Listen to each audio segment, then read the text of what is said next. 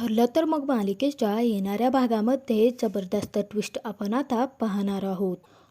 हॉस्पिटलमधील आता CCTV footage मिळवून सुभेदारांसमोर दाखवत आता सायली घरामध्ये खूप मोठा धमाका करणार असते. अस्मिताने कसं ताकामध्ये औषध मिसळलं आणि त्यानंतर प्रियाने त्या नर्सला पैसे चारून खोट्या प्रेग्नन्सीचे रिपोर्ट आता डॉक्टरापर्यंत पोहोचवले आणि कल्पनाला सायलीची खोट्या प्रेग्नन्सीचं सत्य आता स्वतः सायली आणि अर्जुन दोघेही समोर दाखवत प्रिया आणि अस्मिताचा प्लॅन पूर्णपणेच फ्लॉप करणार आहेत. सायलीवरती स्वतःवरती काही उलटू नये त्यामुळे सायली आता CCTV फुटेज सुभेदारांसमोर दाखवणार असते आणि त्याचबरोबर खूप मोठा गौप्यस्फोट करणार असते. अस्मिता आणि प्रियाने अर्जुन सायलीच्या खोट्या नात्याचं सत्य समोर आणण्यासाठी जे काही प्लॅनिंग केलेले असतं ते त्यांच्यावरतीच उलटवून आता CCTV फुटेज सुभेदारांसमोर दाखवत खूप मोठा गौप्यस्फोट करत सायलीने कॉन्ट्रॅक्ट मॅरेजचं सत्य लपवलेलं असतं आणि अखेर सायलीने यामध्ये बाजीसुद्धा मारलेली असते.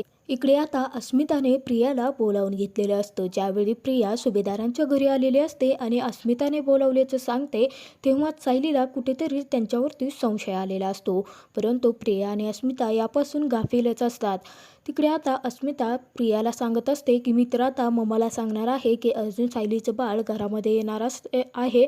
आपण त्यासाठी छोटंसं सेलिब्रेशन करूया आणि त्याच दिवशी त्यांच्या खोट्या नात्याचं खोट्या लग्नाचं सर्व काही आपण एक्सपोज करूया. तेव्हा प्रिया म्हणत असते की मी तर वाटच पाहते की कधी एकदा सायलीचं आणि अर्जुनचं भांडं फोडते आणि माझं अर्जुनसोबतचं लग्न होताना मी स्वप्नच पाहते. ते स्वप्न मला आता सत्यात उतरवायचं आहे आणि खोटारड्या सायलीला या घराच्या बाहेर हाकलून द्यायचं आहे. हे सर्व काही गुपचूपपणे सायली ऐकते. हे त्या दोघींनाही माहितीच नसतं. परंतु त्या दोघींनाही दुसरी गोष्ट माहितीच नसते की सायली आता परत एकदा चेक करण्यासाठी त्याच हॉस्पिटलमध्ये जाणार असते आणि एका वेगळ्याच नर्सकडून CCTV फुटेज मिळवून प्रिया आणि अस्मिता यांचा प्लॅनच्या पूर्णच पारा वाजवणार असते.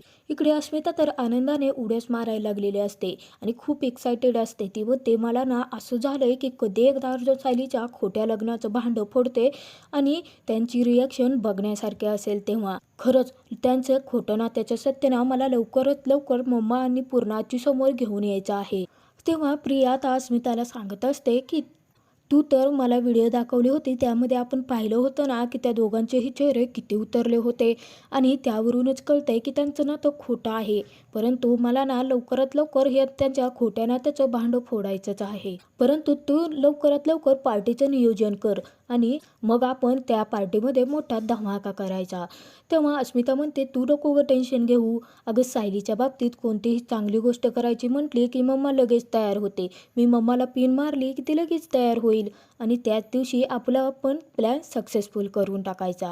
सायलीने सर्व काही ऐकलेलं असतं आणि सायली मनामध्ये विचार करायला लागलेली असते की हे सर्व काही चाललं आहे ते लवकरात लवकर थांबवावं लागेल. मला त्याच डॉक्टरकडे जाऊन ते प्रेग्नन्सीचं खोटं रिपोर्ट जे घरी आलेले आहेत आणि आईना जो काही फोन आला होता ते सर्व काही आता मला स्वतःला सर्व काही दुरुस्त करावं लागेल. नाहीतर आईंना जो काही आनंद झाला आहे त्याच्यावरती विरजण पडलं तर खूप मोठा प्रॉब्लेम होईल आणि आईंचा पडलेला चेहरा मी पाहूच शकत नाही. असं म्हणून सायली आता परत एकदा चेकिंग करण्याचं ठरवते. सायलीने हे सर्व काही सत्य आता अर्जुनला सांगितलेलं असतं आणि अर्जुन सायली आता त्या खोट्या रिपोर्टचं सत्य बाहेर काढण्यासाठी हॉस्पिटलमध्ये सुद्धा गेलेले असतात. तिथे गेल्यानंतर त्या वेगळ्याच नर्सला सायली भेटते आणि सांगते की प्रेग्नन्सीचे रिपोर्ट माझे खोटे आले आहेत. तेव्हा ती नर्स सांगायला लागते परंतु प्रेग्नन्सीचे रिपोर्ट तुमचे खोटे आले आहेत म्हणजे. तेव्हा सायली सांगते की ते वेगळ्याच नर्स होत्या आणि सायली तिथं वर्णन करून सांगते. तेव्हा ती नर्स सांगते की आता प्रेग्नन्सीचे खोटे रिपोर्ट तुमच्यापर्यंत कसे पोहोचले ते तर आमच्या डॉक्टरबाई तुम्हाला सांगू शकतात. आणि सायली म्हणते ते मी बघेन परंतु आता ते खोटे रिपोर्ट कसे काय आमच्या घरापर्यंत पोहोचले त्याची क्लॅरिटीसुद्धा मला हवी आहे की ते कोणी बनवले होते. आता सर्व काही हकीकत जे काही हॉस्पिटलमध्ये घडणार असते ते सर्व काही आपल्याला डायरेक्ट पाहायला मिळणार असतं. त्यानंतर अर्जुन आणि सायली घरी आलेले असतात.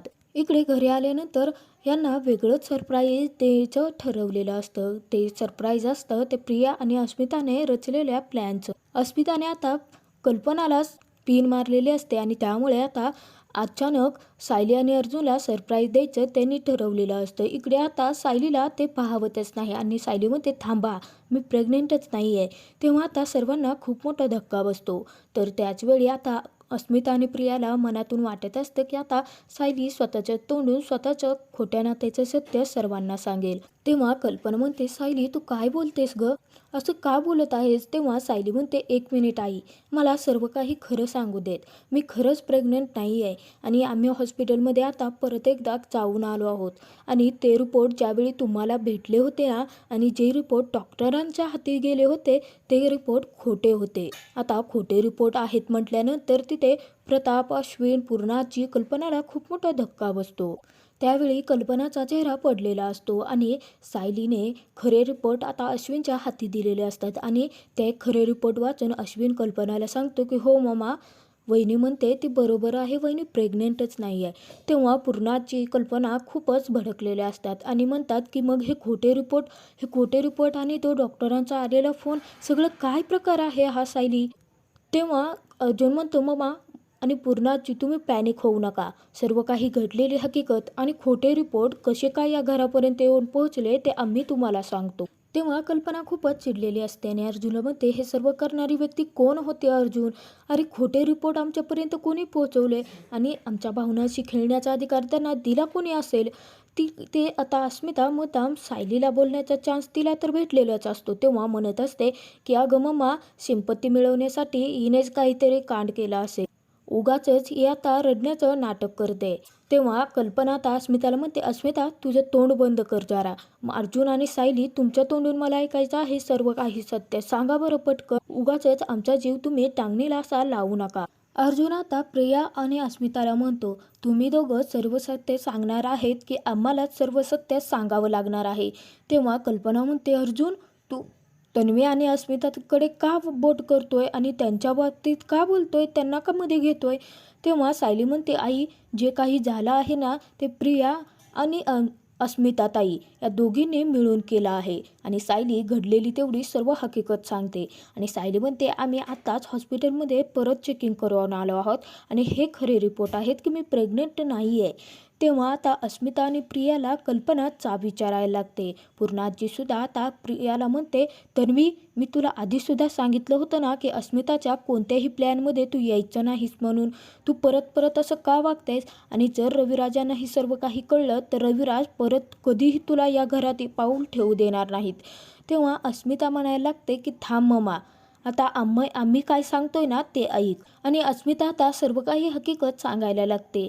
ती म्हणते की मम्मा, तुला आठवतंय ना, जोगतीन इथे आली होती आणि जोगतीने सांगितलेलं होतं की यांचं नातं खोटं आहे. मला जरासा संशय आला होता. याआधीसुद्धा घरात अशा काही घटना घडल्या होत्या की ज्यामुळे आपण संशय यांच्यावरती घेऊ शकत होतो. अर्जुन सायलीचं वेगळं झोपणं, त्यानंतर अर्जुनचं सायलीला आवाजावं बोलणं आणि मी सुद्धा सायलीच्या रूममध्ये गेले होते तेव्हा सायली बाहेर होती आणि अर्जुन बाथरूममध्ये होता. त्याच्या वेळी त्यांचं बोलणं सुद्धा मी ऐकलं होतं आणि त्यानंतर सायलीचं बोलणं मी परत एकदा ऐकलं होतं. मग अर्जुन असा एकट्या रूममध्ये असताना सायलीला आवाजावं का करतो?